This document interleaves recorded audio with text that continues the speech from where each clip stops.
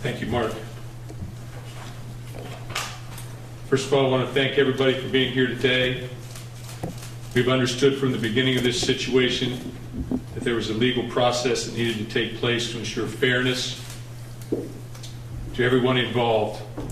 We've been respectful of that process for the past 4 months. In response to today's charges, Josh King, Donnie Corley, and Dimitri Vance have been dismissed from our program effective immediately. When we choose student athletes to come to MSU, we enter into a relationship with them and their families, and we welcome them into ours. We emphasize that success on the field is not enough. I say oftentimes, with success comes greater responsibility. I make it clear all of this when all 3 individuals were suspended 4 months ago upon learning of these allegations. They also must embrace our core principles, which include integrity, as Mark talked about, respect, accountability, trust, and communication. The individuals in this case put themselves in a compromising position and did not live up to the standards we have outlined for this program. Sexual assault has no place in this community. Like Mark, I have had 2 daughters that have gone to school here. I understand the importance that that last statement has in their lives and the lives of so many others here at Michigan State. I want to share my deep concern for the young woman affected and her family by this situation. This is and has been an extremely challenging situation that we've taken very seriously throughout the entire process. It has affected everyone in this program, top to bottom. From the people that cover this, to our athletic director, our president, our board of trustees, to our coaches, our players, everybody, to the families. The high standards I have established for this program will not change. The values that we teach to everyone in this program will be enforced. I expect all of our players and staff to conduct themselves in a manner that reflects the ideals of this university. At some point in time, we knew this would end. And we prepared ourselves for this moment. So the moment has arrived now. We've endured the process. Now we're here to answer questions on this, and this is why we came today. This is the reason we're here today, to talk about this subject matter. So I'll take some questions, and then we'll take it from there. Mark, the decision in this case to go ahead and dismiss these guys immediately without waiting for the process, what was the thought process there in deciding to do it at this point? That was my decision. The thought process behind this was, quite frankly, there's been numerous amount of education thrown at our players, especially our freshman group, from the time that they've gotten here. 1 week before the episode, we had our Title IX administrator come in and again talk specifically about a case at another university in this country. So the education I felt was there, and they compromised themselves by getting them involved in such a situation. You know, you have to look at certain things at times, I think, and you ask yourself whether they break the law, or, you know, that's to be discovered at, I guess, at a later time. But you have to ask yourself about the morals involved in this. And from my perspective, the morals were not where they needed to be. And conversely, this decision was going to be made upon recognition of the facts. Mark, revisiting Dawson Roberson's situation, can you go through the process that you guys had in vetting him at first, and how he ended up on campus, and what precautions you took with him? Well, first of all, I think that's a long answer to the question. Secondly, I dismissed Dawson Roberson from this football team. It was done very quickly. I talked about that the last time I had a statement made, so I'm going to stay with the course of this. Conversations to me today need to be centered on what's gone on today. Mark, what was your rationale for not renewing Curtis Blackwell's contract at the end of May? And did you have information from the Jones Day report when you made that decision? No, I did not have information from the report in that regard, but you know, I made the decision on that. It's basically a philosophical change. We evaluated everything. There was a change. We need to be able to move forward, and this decision was made. Prior to the alleged sexual assault, Mark, did any Michigan State employee come to you and voice concerns about Curtis Blackwell at all? Prior to the alleged sexual incident? well, we were in the process at that point in time of evaluating our entire staff and responsibilities and getting feedback from everybody. So I can't say whether it was before or after.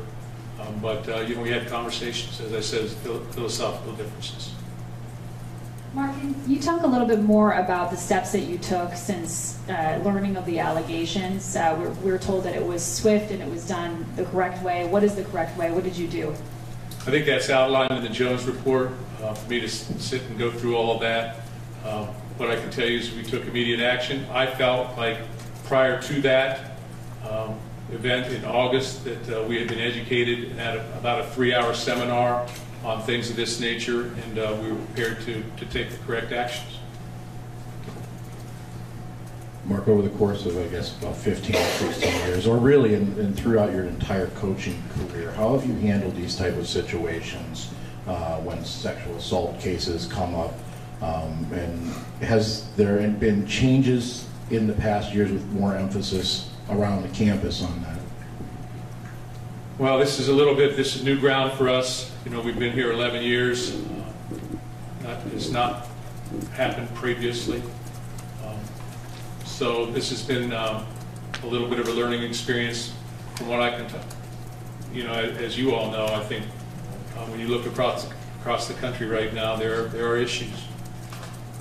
There are issues that need to be explored, and people need to continue to be educated, and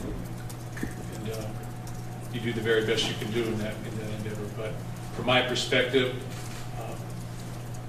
a lot of this really took off this past year, the education components. I'm talking mainly about the education components and how we tried to do everything possible from our end in educating our players. But I think you have to realize that the education comes in a controlled environment, much like a classroom environment many times.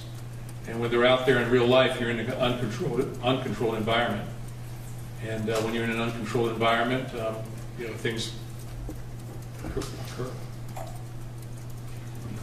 Coach, you are getting into now the point in the summer where you guys are going to start activities soon, start getting back on the field. How does something like this affect the rest of your players, and how do you talk to them about something like this?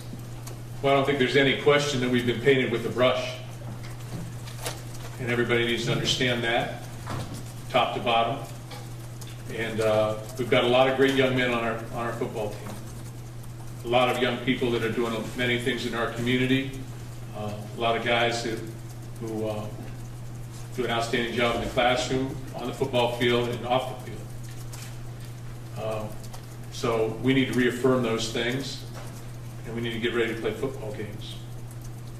It's been a tough 9 months. Not just 6. It's been a tough 9 months. With the season, etc., with these things that have occurred in the last 6 months. But you see problems, you push through problems. That's always been my way of dealing with things, and that's what we would continue to do. But I feel like today is an end point in some respects for us in some ways, and it's a new beginning for some of us. So we need to take advantage of that. Our players will be available here. We will get back to business as usual. Our players will be available either at the end of this week or early next week. And I think that those are questions that you can ask them. Mark, you started by talking about the principles you've tried to instill in this program. In the past 6 months, you've had several arrests, both the sexual assault and some other nature, and you've had other problems with academics and people leaving the program for, I think, what was deemed insensitive comments. Do you feel that those principles are eroding or have been eroding here in the past year? Say the last part of your question. Do you feel that the principles that you've instilled in the program have eroded here in the past year? I think you always have to stay on task. I think everything is always changing. As I just mentioned, we have a lot of people doing exactly the right thing. We've had one incident that involved 3 people. We had another incident that involved 1. We have 120 players usually on our football team. So we've had 11 years of this, of us being here. So from that standpoint, I don't think our principles, if anything, I would think our principles are, we're recentering ourselves. We're coming back and saying, these are our principles, these are what we stand for, these are the things that we're going to enforce, much like you just heard Mark Hollis talk about. These are the ramifications of the things that have gone on. So if anything, I think that we're reinforcing our principles, that our principles are not going away, they're being strengthened.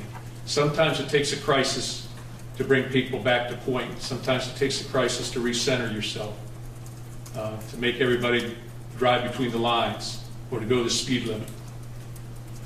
And to me, this is the way I have to take this. I have to look at this and say that we are recentering ourselves, we are moving forward, and we're going to do it with direction, and we're going to do it with strength. I know Mark outlined a few things in evaluating the players bring on campus. Do you feel that you will personally reevaluate the way that you vet players and look at them as you bring them onto the program? Well, we've never intentionally brought a guy in here that I say, hey, that guy's going to be a bad guy. Obviously, we took a risk, as we said earlier, and we vetted a young man.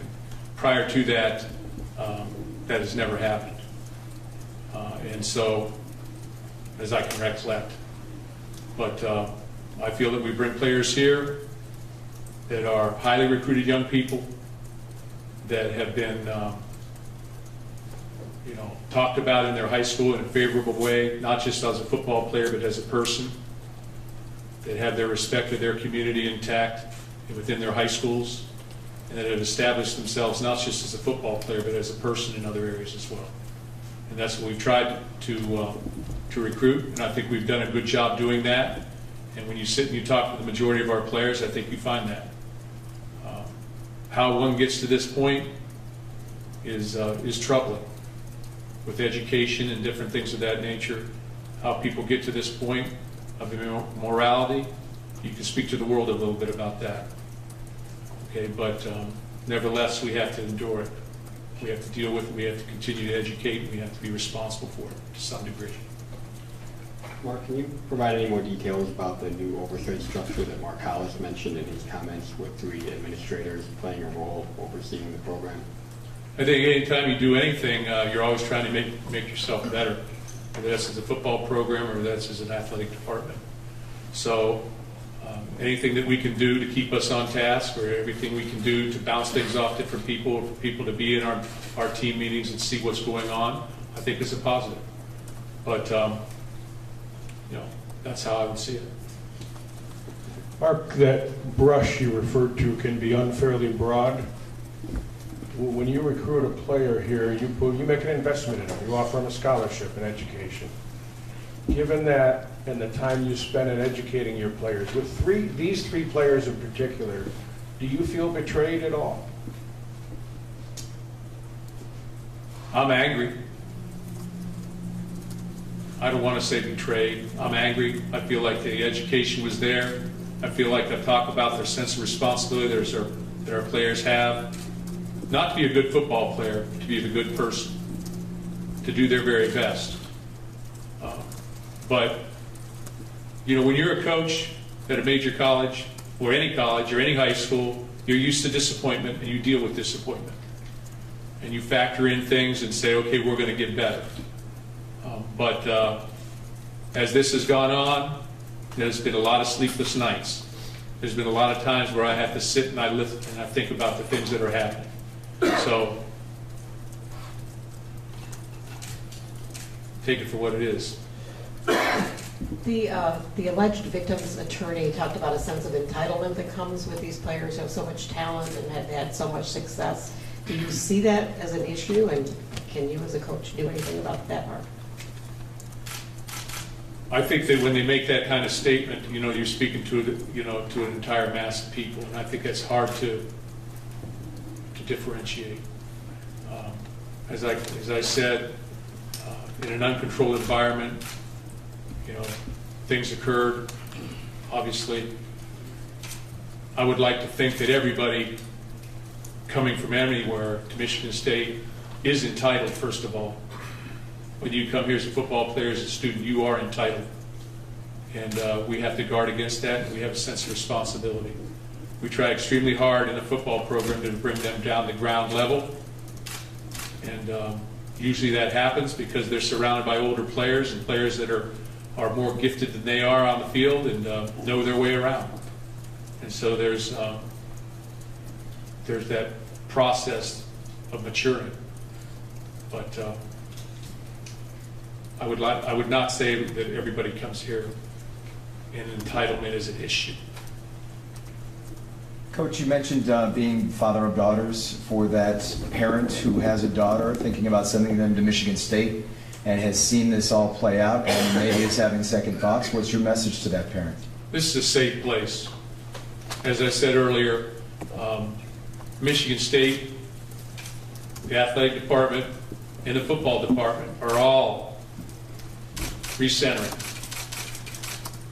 recentering ourselves and making sure that these things do not happen, doing everything possible. The world is not a safe place. It's just not. It's more dangerous now maybe than it's ever been.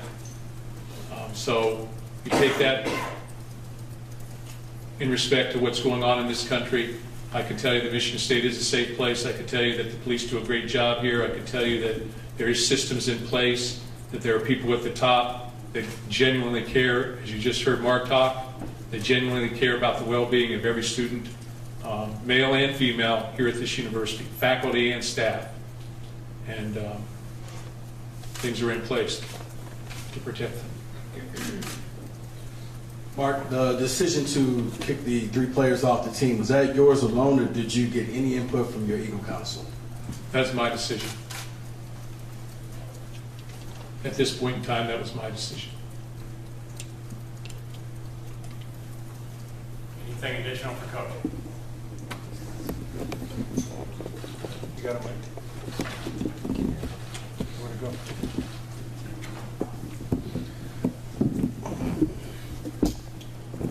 Mark, you didn't get into coaching to deal with this. It comes with the territory. At any point in the last several months, did you consider walking away from this? No. I don't think you walk away from problems. I think that, again, as I said earlier in my time here, you're hired here to handle the problems. That's why you're hired here. That's why you're asked to do what you do. You know, so 3-9, yeah, that's difficult. We'll push through. This thing that's occurred is very, very difficult. As I said earlier, I didn't even want to talk about football for the last 6 months because of this situation. And we refrained from doing that because of the seriousness of this. So, but I was hired here to do a job. I believe that the people that hired me have faith in me as a person to do right to the very best of my ability. And I have complete confidence in our coaches and our players, and I have a lot of confidence in myself that we can deliver. And that's what we'll do. Yes. Knowing what you know now, and what you learned over the past 4 months, is there anything you would change in your recruitment process?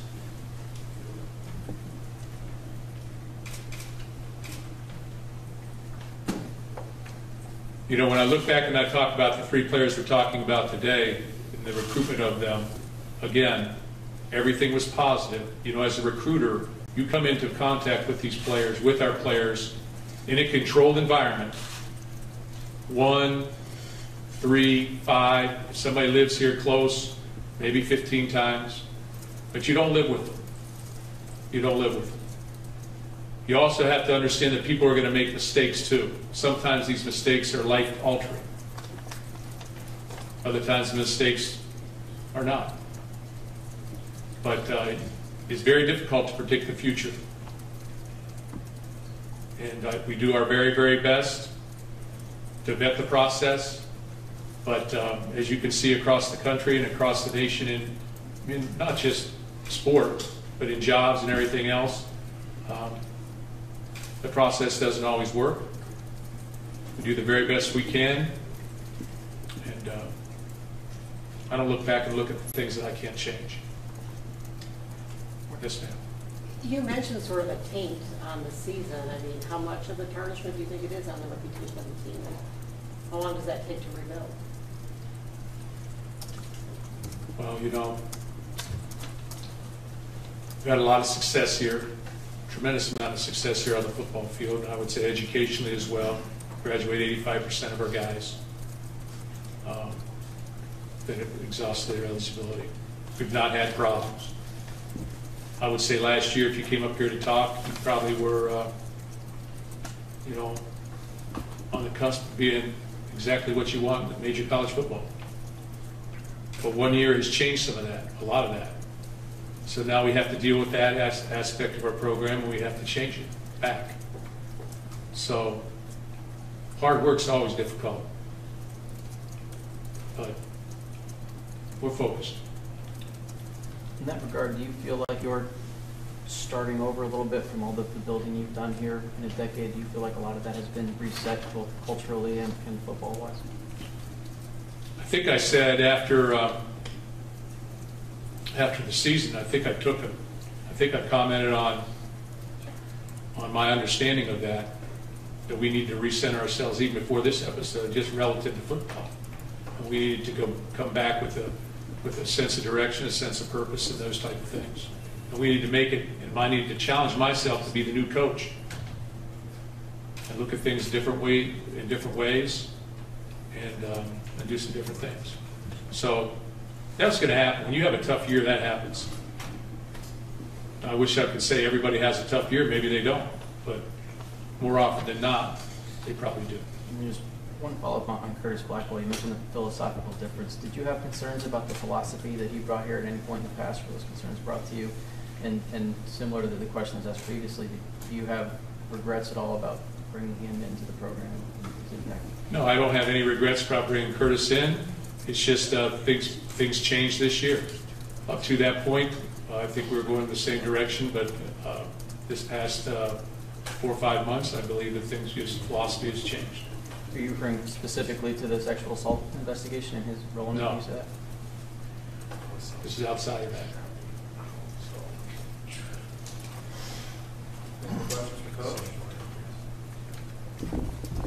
Okay, thank you very much.